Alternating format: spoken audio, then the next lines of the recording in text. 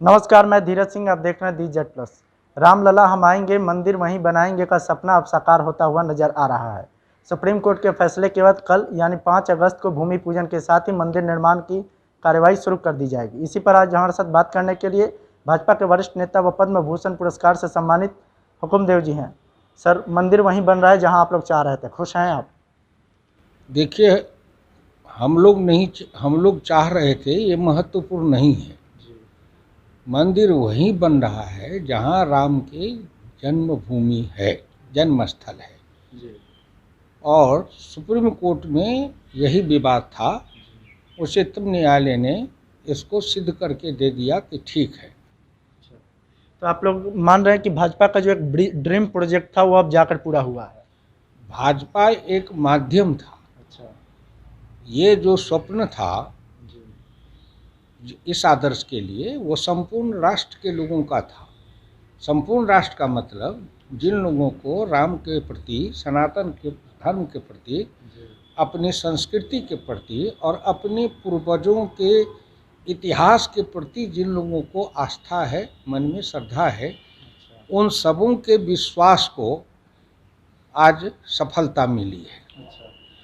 कैसे याद करते हैं भाजपा के, चाहे वो कार सेवक हों, चाहे जो राम मंदिर आंदोलन को लेकर जो शामिल हुए, शहीद हुए, उनका सपना अब साकार होता है, उन लोग को कैसे याद करते हैं आप?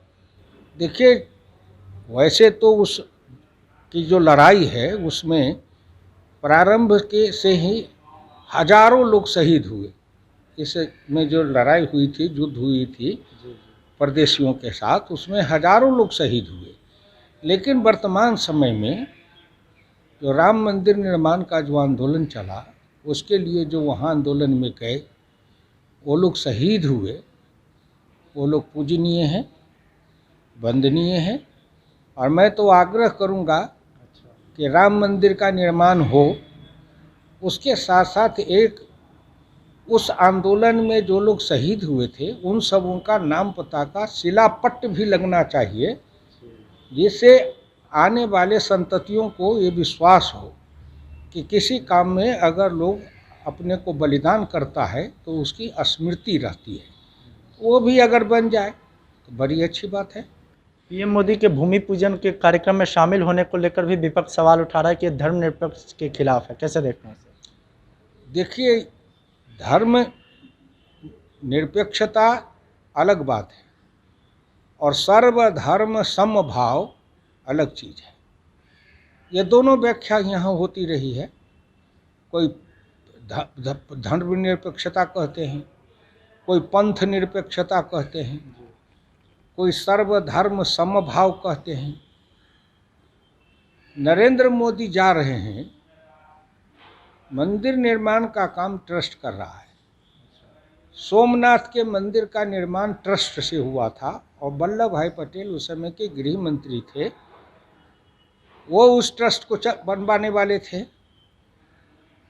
जवाहरलाल जी ने जब वो मंदिर बन गया और उसमें ये प्राण प्रतिष्ठा यज्ञ हो रहा था, उद्घाटन, तो सरदार पटेल ने डॉक्टर राजेंद्र प्रसाद जी को आमंत्रित किया, नेहरू को किया। नेहरू ने जाने से मना कर दिया और उन्होंने डॉक्टर राजेंद्र प्रसाद जी को भी रोका कि आप मत जाइए। लेकिन डॉक्टर राजेंद्र प्रसाद ने कहा कि मैं अवश्य जाऊंगा, और भारत के राष्ट्रपति वहाँ गए और उन्होंने उस मंदिर का प्राण प्रतिष्ठा यज्ञ में भाग लिया और मंदिर का उन्होंने उद्घाटन किया। तो ये एक बात जो लोग कह रहे हैं कि नरेंद्र मोदी जी को नहीं जाना चाहिए, तो लोग गलत कह रहे हैं। नरेंद्र मोदी, उच्चतम न्यायालय का आदेश है, ट्रस्ट बनाने का काम सरकार का था, निजी ट्रस्ट है, उसमें जो भी धन लगेंगे वो देश दुनिया भर से वो पैसे आएंगे, संग्रह होकर के उसमें लगेंगे। प्रधानमंत्री जाएंगे शिलान्यास, तो ऐतिहासिक काम है। अब ईश्वर की कृपा से कि श्री नरेंद्र मोदी के प्रधानमंत्रित्व काल में ही यह फैसला होना था और उनके द्वारा ही उस राम मंदिर का शिलान्यास होना था। ये पूर्व निर्धारित घटना है, पूर्व निर्धारित विधाता के द्वारा बनाई हुई घटना है ये, कि ये अवसर श्री नरेंद्र मोदी जी के हाथ से ही इस कार्य को संपन्न होना था। इसका क्रेडिट पीएम मोदी साहब को देना चाहेंगे? नरेंद्र मोदी जी को जो क्रेडिट देना चाहेंगे लोग, कोई देना चाहे कोई न देना चाहे, इतिहास जो है वो साक्षी रहता है। वर्तमान जो राम मंदिर का जो अयोध्या आंदोलन का इतिहास लिखाएगा और कभी भारतीय संस्कृति और सनातन धर्म के इतिहास लिखे जाएंगे तो उसमें नरेंद्र मोदी का नाम भी स्वर्णिम अक्षरों में लिखा जाएगा। दूसरी बात आप समझ लीजिए कि आज जो कोई भी पंथ निरपेक्षता की बात करते हैं, वामपंथी हैं या कांग्रेस पार्टी के लोग हैं, मैं उन सब लोगों से निवेदन करूंगा कि डॉक्टर लोहिया तो समाजवादी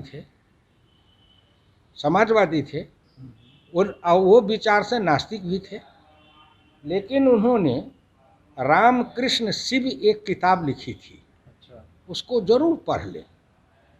कि उन्होंने कहा था कि राम उत्तर से दक्षिण के देव हैं, कृष्ण पश्चिम से पूरब के देव हैं और शिव संपूर्ण जन जन और मन मन और कन कन में समाये हुए त्रिदेव हैं, असीम मर्यादित और उन्मुक्त व्यक्तित्व।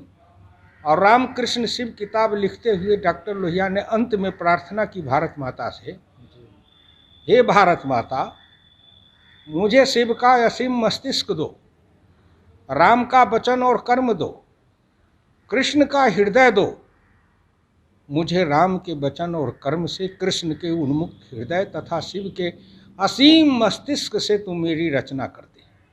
ये डॉक्टर लोहिया ने कहा था।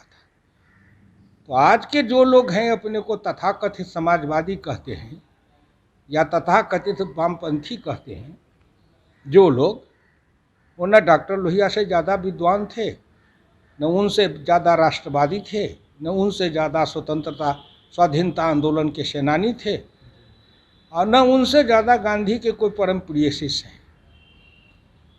तो आज नरेंद्र मोदी जो कुछ कह रहे हैं वो भारत के जन जन, भारत के कन कन, भारत के शाश्वत सनातन परंपरा है, प्राचीनता है, उसको करना है, उसको कर रहे हैं। लेकिन वो मंदिर निर्माण वाले से मैं एक साधारण नागरिक और एक सामाजिक राजनीतिक कार्यकर्ता 62 वर्ष तक अपने जीवन को राष्ट्र के लिए अर्पित कर सेवा करते रहा, उनसे जरूर प्रार्थना करूंगा कि राम मंदिर के साथ साथ अगर उन निषाद राज का, केवट का, सबरी माता का, सुग्रीव का, हनुमान का, अंगद का, नल नील का, जामवंत का, इन सब लोग जो जंगल के उपेक्षित, उपहासित, निष्कासित लोग थे, समाज से वंचित लोग थे, जिन लोगों ने अपना सर्वस्व माने प्राण, अपने प्राण हथेली पर लेकर के राम के यात्रा को सफल किया था। और राम 3 जने निकले थे अयोध्या से और लौटे हैं तो एक विशाल साम्राज्य बना के लौटे हैं। और विशाल साम्राज्य बनाने में जिन निर्धन, निर्बल, पिछड़े, दलित, उपेक्षित, उपहासित, पीड़ित, प्रताड़ित जो समाज का आदमी था, उस समाज के लोग भी, उन लोगों का भी अलग से एक कोई स्मारक बना दिया जाता और उनके बारे में भी कोई एक ग्रंथ रहता जो हिंदुस्तान के समग्र समाज को एहसास होता कि सिया राम में सब जग जानी, करहूँ प्रणाम जोड़ी जुग पानी। राम जन जन के हैं, सबके हैं, सर्व घटवासी हैं। ये होता तो बहुत ही अच्छा होता। इस पर चाहिए कि मंदिर निर्माण समिति के लोग और सब लोग इसमें विचार करें, क्योंकि राम मंदिर का निर्माण का आंदोलन भी चला था तो उस आंदोलन में बहुतों पिछड़े और दलित समाज के जो नेता थे लोग, वो अभी उसी पागलपन के जैसे लगे हुए थे, देश भर में अभियान और आंदोलन चला रहे थे। और उसके कारण एक जो लहर पैदा हुई थी, वो लहर बनाने में आज के युग में भी उन पिछड़े और दलित समाज के जो लोग थे, नेता थे, उनका भी योगदान है। तो किसी के उस योगदान को भुलाया नहीं जाए, बल्कि उनके योगदान को भी सम्मानित किया जाए। एक आखिरी सवाल है, आप बोल रहे हैं कि नरेंद्र मोदी को क्रेडिट दिया जाए या नहीं जाए, लोगों की मानना है, लेकिन डॉक्टर सुब्रमण्यम स्वामी वो कह रहे हैं कि पीएम मोदी का इसमें बिल्कुल भी योगदान नहीं है, केवल उनको उद्घाटन के लिए लिया जा रहा है। देखिए, अब सुब्रमण्यम स्वामी जो हैं या हुकुमदेव नारायण यादव या कोई, कितने भी हम कुछ कर लें, लेकिन भारत के प्रधानमंत्री बनने का सौभाग्य तो नरेंद्र मोदी को ही न मिला है। बहुत लोग हैं देश में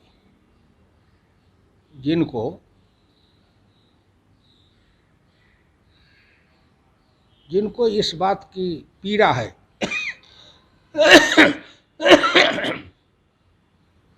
एक निर्धन, निर्बल, पिछड़े वर्ग के गरीबनी माँ के पेट से जन्मा हुआ और आज वो भारत के प्रधानमंत्री की कुर्सी पर है, तो ऐसे तो कई लोग हैं, उनको इस बात से जलन है।